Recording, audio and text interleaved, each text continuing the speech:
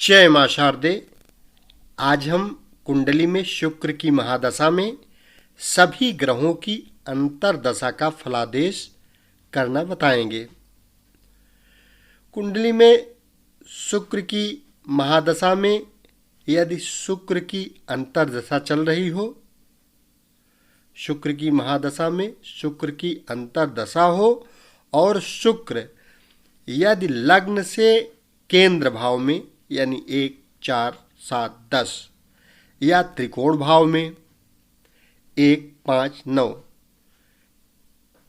या 11वें भाव में होकर बली हो तो विप्र द्वारा धन, पशु, गौ आदि की प्राप्ति, घर में पुत्रोत्सव, कल्याण, राज सम्मान तथा पद लाभ आदि से अधिक सुख होता है। यदि शुक्र स्व उच्च में या स्वराशि में या उच्चांश में या नवमांश में हो तो नूतन गृह का निर्माण होता है।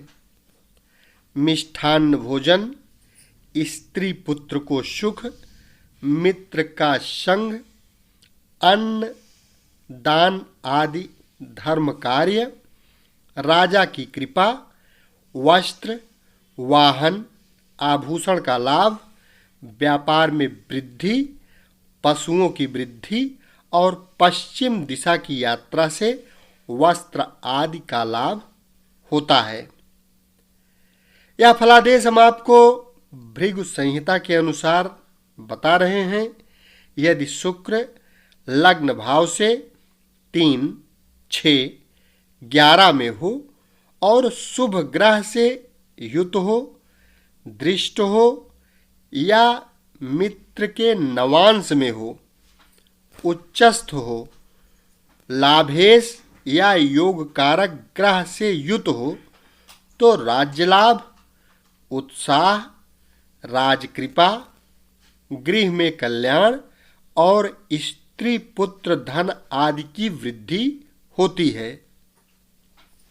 यदि शुक्र 6, 8, 12वें भाव में पाप ग्रह से युत हो, दृष्ट हो तो चोर, व्रण आदि का भय, स्वजनों को कष्ट, राज्याधिकारियों से द्वेष, मित्र और बंधुओं का नाश तथा स्त्री पुत्र को कष्ट होता है। यदि शुक्र द्वितीयेश या सप्तमेश हो तो मृत्यु भय होता है। दोष की शांति के लिए दुर्गा पाठ और गोदान करना चाहिए। शुक्र की महादशा में सूर्य की अंतर्दशा का फलादेश कुछ इस प्रकार से कहना चाहिए।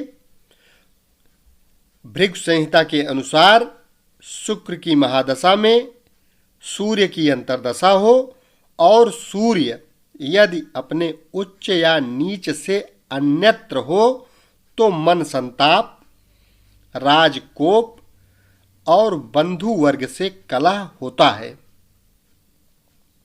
सूर्य यदि स्व उच्च में हो या स्वराशि में हो या लग्न भाव में हो अथवा शुक्र से केंद्र भाव में, त्रिकोण भाव में या दूसरे भाव में, 11वें भाव में हो तो राज्य, धन, स्त्री सुख, लाभ, स्वामी से सुख लाभ, मित्रों का समागम, माता पिता और स्त्री से सुख, कीर्ति, सौभाग्य की वृद्धि और पुत्र लाभ होता है। सूर्य यदि 6, 8, 12वें भाव में या नीच राशि में या पाप ग्रह की राशि में हो तो कष्ट, संताप, परिजनों को पीड़ा, कटुवाणी, पितृ कष्ट, बंधुहानि, राजकोप, गृह में भय, विविध रोग और कृषि आदि नष्ट होता है। सूर्य यदि सप्तमेश या द्वितीयेश हो तो ग्रह बाधा होती है। बाधा की शांति के लिए सूर्य की आराधना करनी चाहिए। शुक्र की महादशा में चंद्रमा की अंतर्दशा का फलादेश कुछ इस प्रकार से कहना चाहिए।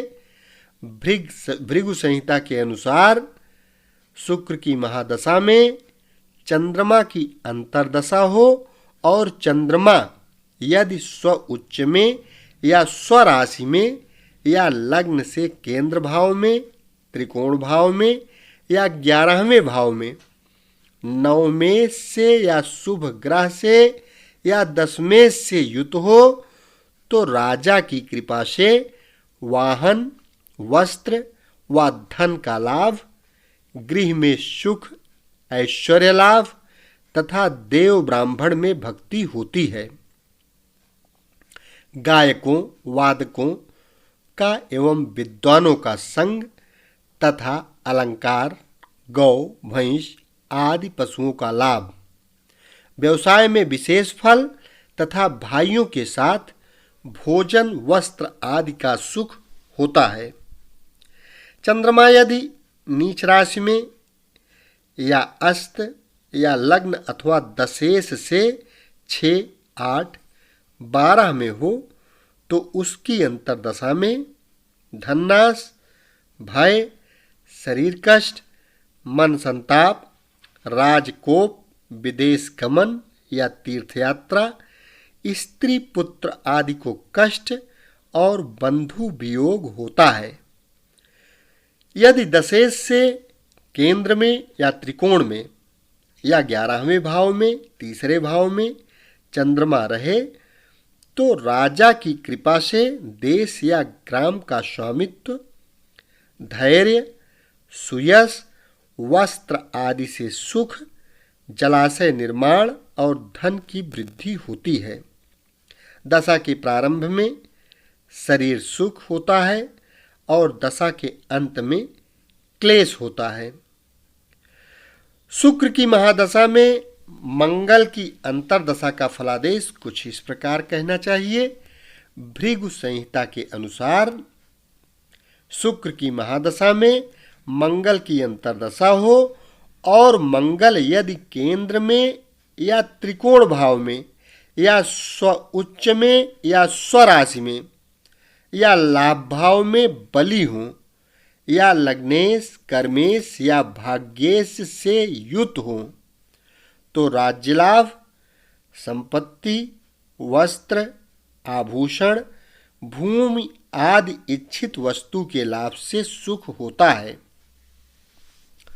मंगल यदि लग्न या दशेश से 6ठे भाव में, 8वें भाव में रहे तो शीत जड़ से कष्ट, माता पिता को ज्वर रोग से कष्ट, स्थान हानि, कलह, राजा से विरोध, राजपुरुषों से द्वेष तथा धन का अपव्यय होता है। यदि मंगल द्वितीयेश या सप्तमेश हो तो व्यापार में क्षति, ग्राम भूमि आदि का ह्रास और शारीरिक कष्ट होता है।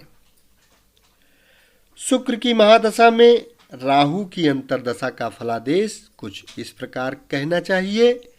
भृगु संहिता के अनुसार शुक्र की महादशा में राहु की अंतर्दशा हो और राहु यदि केंद्र में या त्रिकोण में या 11वें भाव में या स्व उच्च में या स्वराशि में होकर शुभ ग्रह से युत हो, दृष्ट हो तो अधिक सुख, धन लाभ, इष्ट मित्रों का आगमन, यात्रा से कार्य सिद्धि तथा पशु लाभ व भूमि लाभ होता है।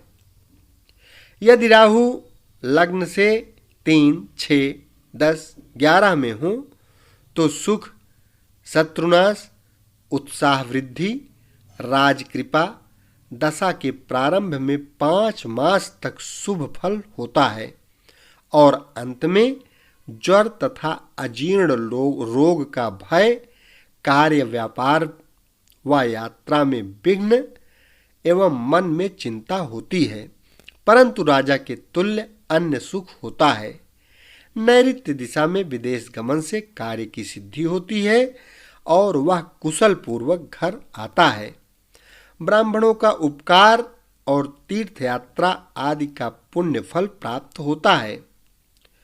राहु यदि दशेश से छठे भाव 12वें भाव में पाप ग्रह से युत हो तो माता पिता और स्वजनों का अशुभ होता है।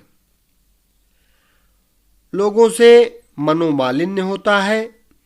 यदि राहु द्वितीयेश या सप्तमेश रहे तो देह में आलस्य यानी रोग होता है। दोष की शांति के लिए मृत्युंजय मंत्र का जप शुभ फलदायक होता है। शुक्र की महादशा में देवगुरु बृहस्पति की अंतरदशा का फलादेश कुछ इस प्रकार से कहना चाहिए। भृगु संहिता के अनुसार शुक्र की महादशा में गुरु की अंतरदशा हो और गुरु यदि स्व उच्च में या स्वराशि में या लग्न से केंद्र में या त्रिकोण में यानी 9वें भाव में 5वें भाव में हो तो राज्य नष्ट की प्राप्ति, इच्छित अन्न वस्त्र का लाभ तथा मित्र और राजा से सम्मान, धन प्राप्ति, सुयश लाभ, वाहन लाभ, विद्वान का समागम, शास्त्र अध्ययन में विशेष परिश्रम, पुत्र जन्म, संतोष, इष्ट मित्रों का आगमन, मातृ पितृ सुख तथा पुत्र सुख होता है। दशेश से यदि 6, 8, 12 में पाप ग्रह से युत होकर गुरु रहे तो राजा व चोर से पीड़ा, परिजनों को क्लेश, कलह, मनोव्यथा, स्थान हानि, विदेश गमन और अनेक रोगों का भय होता है। यदि गुरु द्वितीयेश या सप्तमेश हो तो कष्ट होता है। दोष की शांति के लिए महामृत्युंजय मंत्र का जप करना चाहिए। शुक्र की महादशा में शनि की अंतरदशा का फलादेश कुछ इस प्रकार कहना चाहिए। भृगु संहिता के अनुसार शुक्र की महादशा में शनि की अंतरदशा हो और शनि यदि स्व उच्च में या स्वराशि में या केंद्र त्रिकोण में या स्वनवांश में रहे तो विशेष सुख, मित्र बंधुओं का आगमन, राजा से सम्मान, कन्या जन्म, तीर्थ स्थान दर्शन का फल तथा राजा से अधिकार प्राप्त होता है। यदि गुरु नीच राशि में रहे तो कष्ट होता है। यदि नीच राशि में गुरु हो तो आलस्य तथा लाभ से अधिक व्यय होता है। दशेश से या लग्न भाव से 8, 12 या 6 में गुरु हो तो प्रारंभ में विविध प्रकार के कष्ट होते हैं। मातृ पितृ पीड़ा, स्त्री पुत्र को क्लेश, विदेश यात्रा, व्यापार में हानि तथा पशुओं का नाश होता है। गुरु यदि द्वितीयेश या सप्तमेश रहें तो शरीर में क्लेश होता है। इन सब दोषों की शांति के लिए तिल होम, मृत्युंजय का जप, दुर्गा सप्तशती का पाठ स्वयं अथवा ब्राह्मणों द्वारा कराए जाने पर शिव की कृपा से सुख प्राप्त होता है। शुक्र की महादशा में बुध की अंतरदशा का फलादेश कुछ इस प्रकार से कहना चाहिए। भृगु संहिता के अनुसार शुक्र की महादशा में बुध की अंतरदशा हो और बुध यदि केंद्र में यानी 1, 4, 7, 10 या त्रिकोण भाव में 5वें भाव 9वें भाव में, पहला भाव केंद्र और त्रिकोण दोनों होता है ये बात आपको हमेशा याद होनी चाहिए। या 11वें भाव में या स्व उच्च में या स्वराशि में हो तो भाग्योदय, पुत्र जन्म, न्याय से धन की प्राप्ति, पुराण कथा श्रवण, रसज्ञ लोगों का साथ, इष्ट मित्रों का आगमन, अपने अधिकारी से सुख तथा मिष्ठान्न भोजन होता है। यदि बुध दशेश से 6, 8, 12 में रहे तो बलहीनता, पाप ग्रह से युक्त हो तो पशुओं की हानि, पर गृहवास तथा सभी कार्य व्यापार में अवश्य ही क्षति होती है। अंतर्दशा के प्रारंभ में शुभ फल, मध्य में मध्यम फल और अंत में शीत, वात, ज्वर आदि से क्लेश होता है। यदि बुध सप्तमेश या द्वितीयेश हो तो शरीर में पीड़ा होती है। दोष की शांति के लिए विष्णु सहस्रनाम का जप करना चाहिए। शुक्र की महादशा में केतु की अंतर्दशा का फलादेश कुछ इस प्रकार से कहना चाहिए। शुक्र की महादशा में केतु की अंतर्दशा हो और केतु यदि स्व उच्च में हो, स्वराशि में हो या योग कारक ग्रह से संबंधित हो या स्थान बल से युत हो तो प्रारंभ में शुभ फल, मिष्ठान्न भोजन, व्यापार में अधिक लाभ, पशुओं की वृद्धि, धन धान्य की वृद्धि तथा युद्ध में विजय होती है। अंतर्दशा के अंत में शुभ फल होता है। अंतर्दशा के मध्य में मध्यम फल तथा बीच में कभी कभी कष्ट होकर ठीक हो जाता है। यदि केतु दशेश से 8, 11 में हो या पाप ग्रह से युत हो तो चोर, सर्प और व्रण का भय, बुद्धिनाश, मस्तक पीड़ा, मनोसंताप, अनायास कलह, प्रमेह रोग, अधिक खर्च, स्त्री पुत्र से कलह, विदेश गमन और कार्यनाश होता है। यदि केतु द्वितीयेश या सप्तमेश हो तो शारीरिक कष्ट होता है। दोष की शांति के लिए मृत्युंजय का जप तथा छाग दान व शुक्र की शांति करने पर सुख प्राप्त होता है। इस सब का सारांश है कि दशेश और अंतर्दशेश दोनों की जन्मकालिक और दशा आरंभिक काल की स्थिति देखकर ही शुभाशुभ योग अयोग का विचार करते हुए दोनों के संबंधानुसार दशा अंतर्दशा का फल विचार करना चाहिए। इस प्रकार से कुंडली में विंशोत्तरी दशा के माध्यम से शुक्र की महादशा में आप सभी ग्रहों की अंतर्दशा का फलादेश कर सकते हैं।